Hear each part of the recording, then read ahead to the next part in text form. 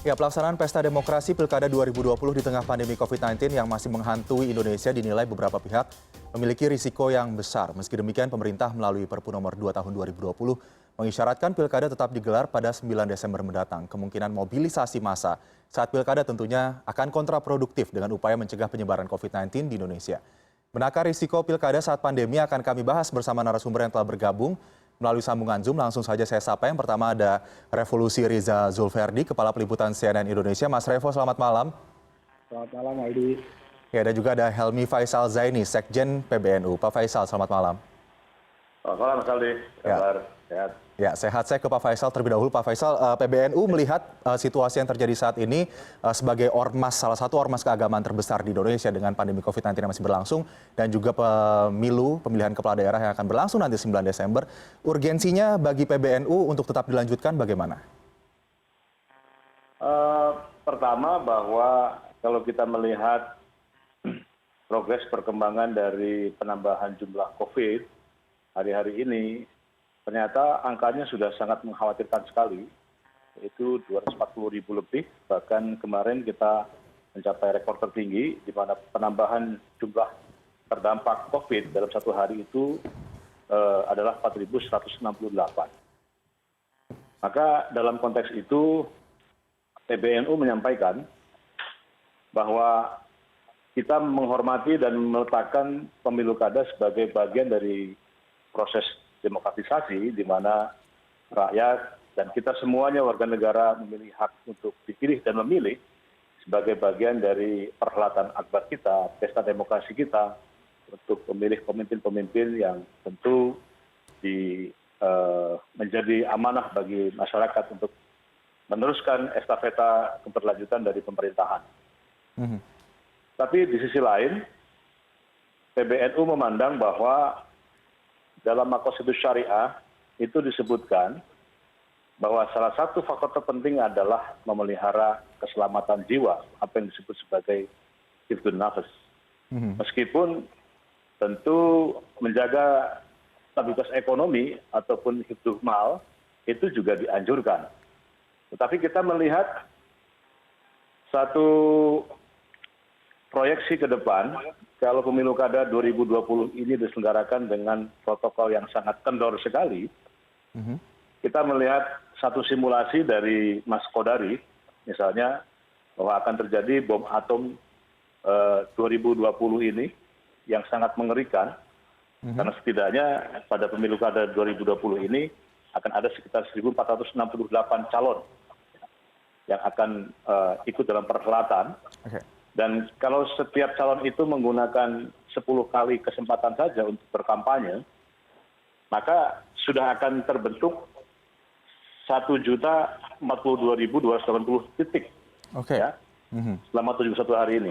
Nah, itu artinya kalau kita melihat positif rate kita, katakanlah 10% saja, artinya kalau dari 100 orang itu kira-kira 10 orang terdampak.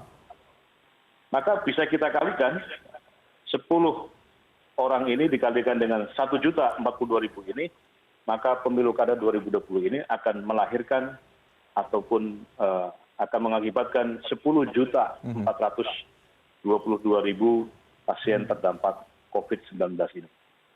Kalau kita lihat presentasi kematian katakanlah 5% saja, itu bisa kita bayangkan kalau 1 juta terdampak COVID 5%-nya itu meninggal, 50.000, berarti kalau ada 10 juta, kita bisa bayangkan ada 0,5 juta masyarakat kita yang tentu akan menjadi korban. Dan ini pun setiap orang dalam posisi kampanye ini yang terdampak COVID itu merupakan menjadi super spreader, yang artinya dia bisa menyebarkan kepada 2-3 orang atau lebih di rumahnya ataupun di lingkungannya. Ya, Pak Maka Faisal. dalam pada itu kita melihat ini ada satu kegawat daruratan. Kita menyampaikan himbauan kepada KPU, kepada DPR, dan tentunya kepada kepala negara kita, Pak Presiden, untuk bersama-sama untuk duduk kembali. Apakah dimungkinkan kita menyelenggarakan satu protokol kesehatan yang sangat ketat sehingga tidak menimbulkan korban jiwa di masa pandemi COVID-19 ini. Oke, Itu Mas Aldi. jadi bisa menjadi bom atom penambahan kasus di Indonesia ya, karena dari data Bawaslu sendiri ada 243 bakal paslon yang diduga tidak mematuhi protokol kesehatan dan 37 bakal calon kepala daerah yang dinyatakan positif COVID-19 bahkan. Tapi jika kemudian nantinya pilkada serentak 9 Desember ini masih akan tetap dilangsungkan, apa sikap tegas yang akan dilakukan PBNU? Ya, kami tentu akan terus menyampaikan, ya sebagai ormas tentu sekali-kali bisa juga menjadi semacam watchdog gitu, menyampaikan kepada seluruh penyelenggara ini agar mari kita sama-sama renungkan bahwa saya menyetir apa yang disampaikan oleh Gus Dur, bahwa yang lebih penting dari politik itu adalah kemanusiaan. Kita harus pikirkan setiap satu orang nyawa itu tidak bisa kita tukar dengan 50 triliun sekalipun atas kerugian seorang ataupun satu perusahaan. Baik. Tapi kita juga mengerti bahwa dampak dari COVID ini tentu ini telah Dampaknya besar ya tentunya. ya bukan dampaknya hanya besar sekali. bukan hanya NU saja yang Bagi sudah kami ini memberikan adalah rekomendasi ini. menjaga keselamatan jiwa setiap warga negara itu adalah sesuatu yang harus kita pertimbangkan. Bahkan juga sudah ada petisi begitu ya untuk kemudian pemerintah meninjau ulang dan melakukan penundaan terhadap pilkada serentak ini. Saya ke Mas Revo. Mas Revo, ini kurva penambahan kasus di Indonesia masih tinggi. Tiap harinya penambahan kasus kita masih terus mengalami kenaikan begitu. Kita belum bisa flattening the curve gitu. Tapi kalau kita lihat juga ada kepentingan, ada banyak sekali kepentingan di pilkada serentak 2020 yang juga diklaim sebagai salah satu pemilihan atau pemilu terbesar begitu di Indonesia. Bagaimana sebetulnya kita media memposisikan diri terhadap kurva yang masih tinggi dan juga kepentingan-kepentingan lainnya yang menjelang pilkada serentak ini? Ya, terima kasih. Rasanya tidak ada satu alasan pun untuk tidak menerima yang tadi dipaparkan oleh PBNU gitu tentang pilkada serentak ini. Kita di ruang editorial kita juga sering berdiskusi tentang pelaksanaan pilkada ini. Jadi kan gini, pilkada ini akan digelar di 270 daerah. Kan. Jumlah pemilih diperkirakan sekitar 100 juta orang. Nah, artinya ada, kalau misalkan pelaksanaan pilkada ini, tahapan-tahapan pelaksanaan pilkada ini masih sama seperti yang berlangsung seperti yang kemarin lah ya, ketika kita lihat masa-masa deklarasi, kemudian masa-masa pendaftaran calon, itu rasa-rasanya pemilih atau rakyat Indonesia ini keselamatannya akan dipertaruhkan. Nah, kan ada satu filosofi yang mengatakan jika salus populi suprema lex atau keselamatan rakyat itu adalah hukum tertinggi. Nah, di ruang editorial kita ini berdiskusi tentang hal ini. Pilkada ini adalah pesta rakyat. Rasanya tidak lucu kalau misalkan keselamatan rakyat itu dipertaruhkan dalam sebuah pesta. Gitu. Jadi kita melihat kemarin yang tadi Aldi sampaikan, Bawaslu melaporkan pada hari Kamis 17 September 2020 kemarin, ada 243 pelanggaran protokol yang dilakukan oleh bakal pasangan calon atau partai politik. Gitu kan. Pelanggaran itu antara lain tetap mendaftar sekalipun bakal calon dinyatakan positif COVID-19, kemudian ada kerumunan, arak-arakan pendukung, tidak physical distancing, tidak melampirkan hasil pemeriksaan uji swab dan sebagainya gitu. Nah ini kan kita belum beranjak ke tahapan selanjutnya yang tadi dikatakan oleh Pak Helmi Faisal bahwa akan ada tatap muka, kampanye tatap muka, bahkan ada kemungkinan ada konser musik. Gitu. Nah di tengah pandemi seperti ini, apakah itu tidak akan membahayakan keselamatan rakyat Indonesia jika tahapan-tahapannya masih dilakukan seperti sekarang? Kalau misalkan pilkada itu tetap dilaksanakan pada Desember 2020, pertanyaannya kemudian, apakah fasilitas kesehatan di daerah cukup siap di 270 daerah itu? Apakah mereka memiliki ruang rawat yang cukup memadai? Kemudian bagaimana jumlah tenaga medis untuk menangani kasus tersebut? Ada nggak laboratorium yang cukup untuk melakukan tes di daerah-daerah tersebut? Nah ini yang mengkhawatirkan. Apalagi kan sekarang di antara calon-calon kepala daerah itu sudah sekitar 60 ya yang sudah dinyatakan positif. Jadi ini memang kondisinya mengkhawatirkan. Rasanya tidak elok kalau misalkan pesta rakyat ini tetap digelar, sementara keselamatan rakyatnya sendiri dipertaruhkan. Gitu. Jadi memang pilihannya sebaiknya memang ditunda atau dikaji lebih detail. Apakah penundaannya keseluruhan, total, atau parsial.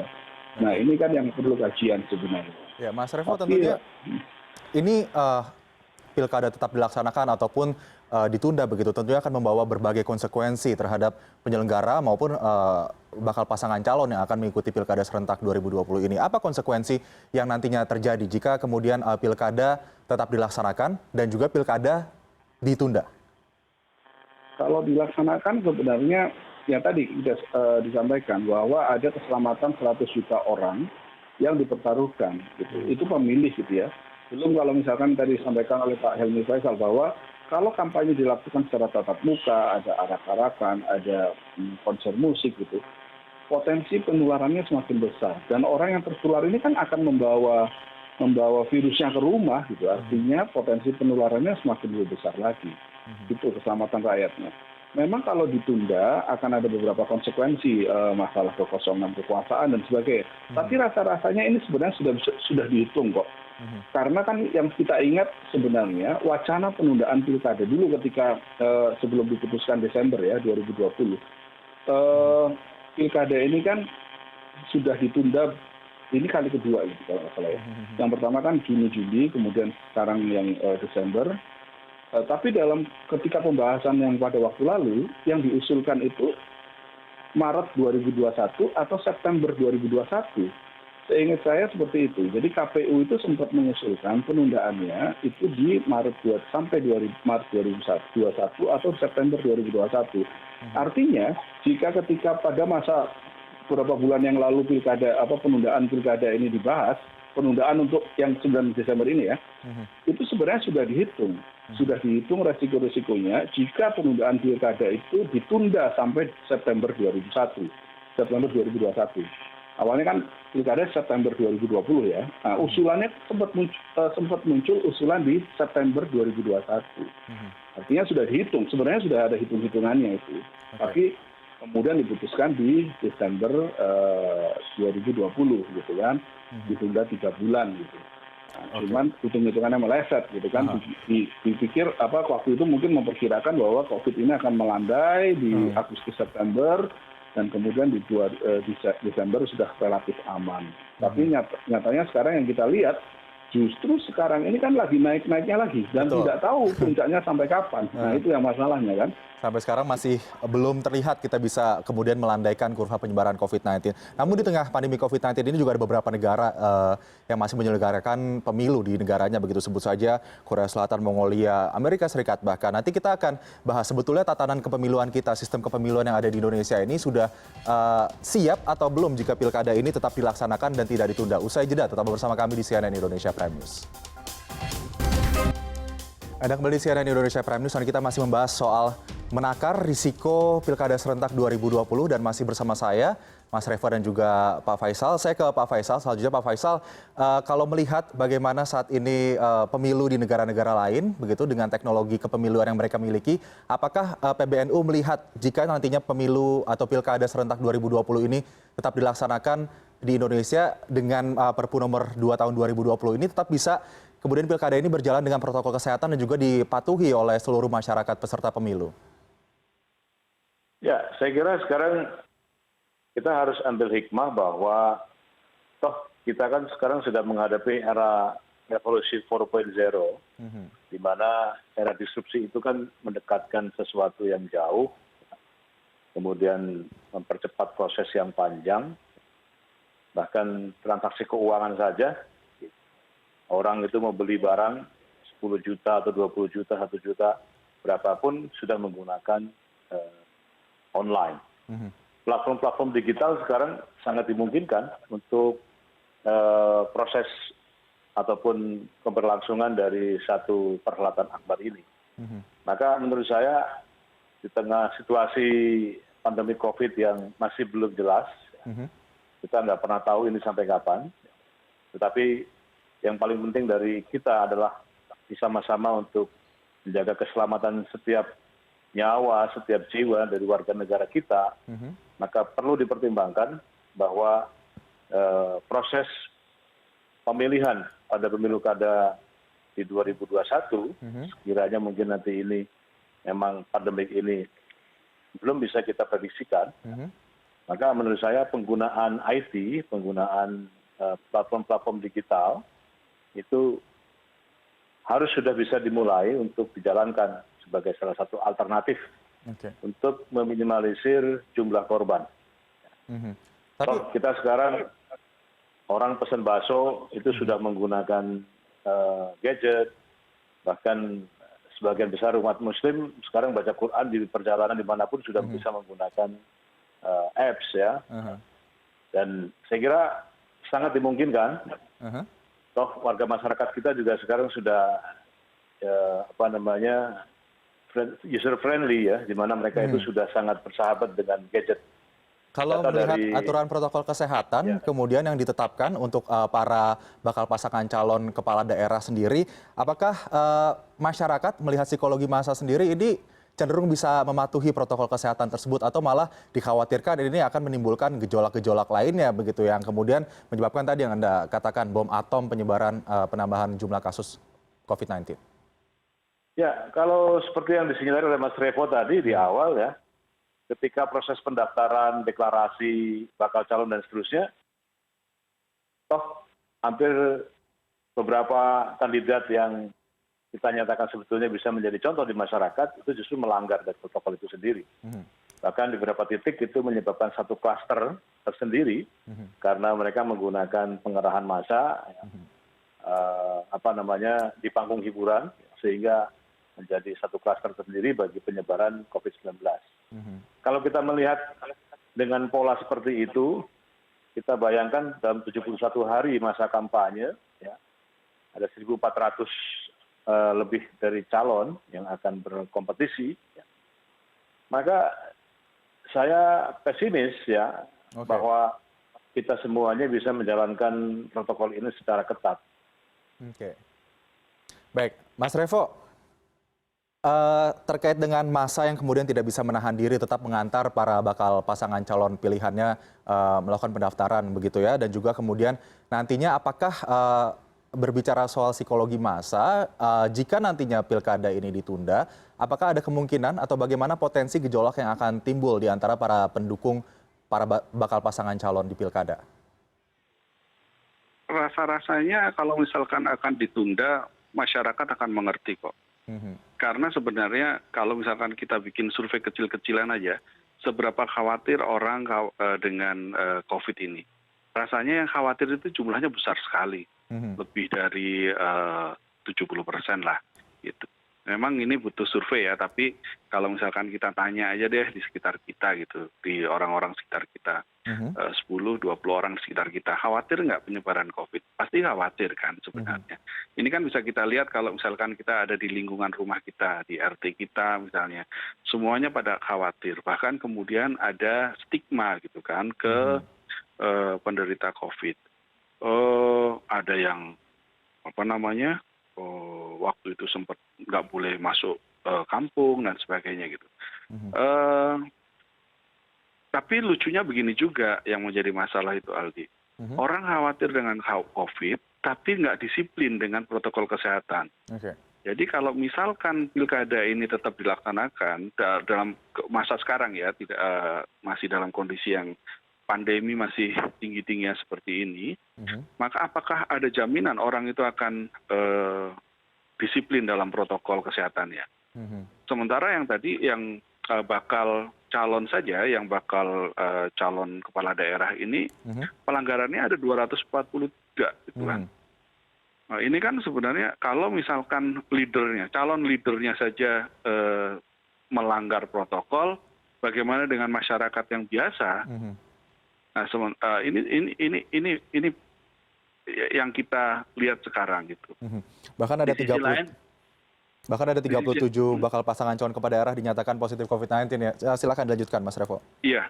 Nah, sementara beberapa pasangan calon kepala daerah ini tetap merasa bahwa pertemuan tatap muka, kampanye tatap muka itu penting buat mereka. Nah, ini yang jadi persoalan kan. Sekarang kita mungkin ada teknologi daring seperti yang kita lakukan sekarang ini kan. Cuman apakah efektif buat mereka gitu, buat pasangan calon. Nah ini pertanyaan lanjutannya, karena yang kita baca dari beberapa penuturan calon kepala daerah, seperti calon kepala daerah di Tangerang Selatan misalnya, itu kan mengatakan secara terang-terang mengatakan bahwa tatap muka itu penting. Nah sementara kalau misalkan tatap muka, orang cukup disiplin nggak? Bisa nggak misalnya tatap muka itu dilaksanakan dengan saling menjaga jarak? Bagaimana mungkin kalau misalkan, apalagi kalau misalkan ada konser musik gitu. Betul. Nah ini yang dilemanya di situ gitu.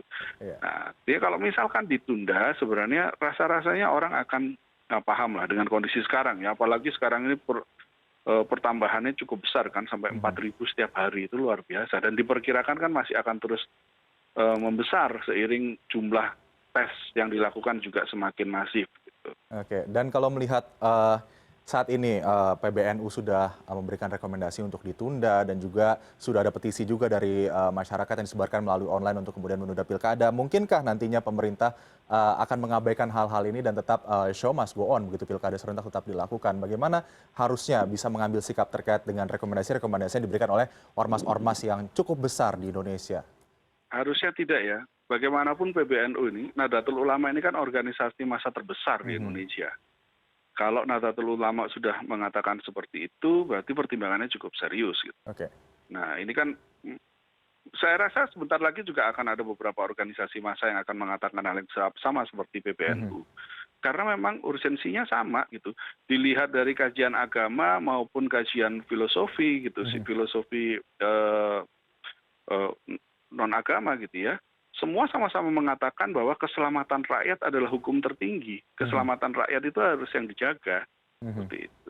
Baik, saya ke Pak Faisal. Saja Pak Faisal, dilihat dari tadi ya mungkin kemudorotan lah jika kemudian Pilkada serentak 2020 ini tetap dilakukan. Apakah itu yang kemudian dilihat oleh PBNU dan kemudian akan disebarkan kepada seluruh masyarakat Indonesia? Ya, para ulama kita kan memiliki satu pandangan keagamaan. Dalam satu kaidah fikih disebutkan darul mafasid muqaddamun ala jalil masoleh. Yaitu menolak kebinasaan itu harus diutamakan dibanding mengambil maslahah. Jadi kalau kita sekiranya melihat di depan mata kita bahwa terhadap satu keputusan yang akan kita ambil itu sudah jelas madorotnya, sudah jelas kebinasaannya, maka sesuatu yang sebetulnya kita akan ambil baiknya, lebih baik ditunda. Baik, jadi sudah ada dalam konteks ini saya kira para ulama kita telah menyampaikan satu pandangan keagamaan, hendaknya dalam situasi yang sulit ini menolak kebinasaan atau menghindar dari kebinasaan itu harus lebih diutamakan. Mungkin terakhir Pak Faisal, apa yang kemudian harus dilakukan masyarakat Indonesia untuk kemudian bisa menyelenggarakan mengikuti pilkada serentak dengan lebih baik jika pandemi ini masih berlangsung di Indonesia? Ya, kita harus bersama-sama menjalankan satu protokol kesehatan secara ketat. Bahwa pemerintah daerah misalnya di Jakarta saja sudah mengambil satu keputusan yaitu PSBB, pembatasan sosial dengan skala besar, atau di tempat lain juga ada PSBM, skala mikro dan seterusnya. Nah, kita harus bersama-sama bahwa sesungguhnya kita menggunakan masker, cuci tangan, jaga jarak, itu bukan semata-mata menjaga orang lain, tapi sebetulnya juga akan menjaga diri sendiri. Baik, jadi lagi-lagi protokol kesehatan. Lagi-lagi adalah bagaimana kita menerapkan protokol kesehatan secara sangat ketat sekali. Mas Revo, protokol kesehatan selalu yang disoroti ya, begitu meskipun sudah ada perpu yang mengatur pilkada harus dijalankan sesuai dengan protokol kesehatan. Tapi dari kacamata media sendiri melihat saat ini berbagai kepentingan yang ada dalam pilkada serentak 2020, apa sebetulnya urgensi pilkada ini untuk kemudian tetap dilakukan di periode saat ini? Ya kalau pilkada ini nanti tetap dilaksanakan sesuai jadwal Desember gitu ya, kemudian korbannya muncul gitu ya, muncul banyak klaster, maka sejarah yang akan mencatat gitu kan, bahwa siapa yang akan bertanggung jawab di sini. Berarti kan Dalam aturannya berarti adalah pemerintah, DPR, dan KPU. Kalau misalkan terus dilaksanakan. Memang ada pilihan lain kalau misalkan terus dilaksanakan, tentu dengan protokol kesehatan yang sangat ketat. Masalahnya apakah warga kita cukup disiplin untuk menjalankan protokol kesehatan. Sementara kita lihat sekarang penggunaan masker aja jarang gitu ya, masih ada lah yang melanggar. Diturunkan di dagu dan sebagainya gitu.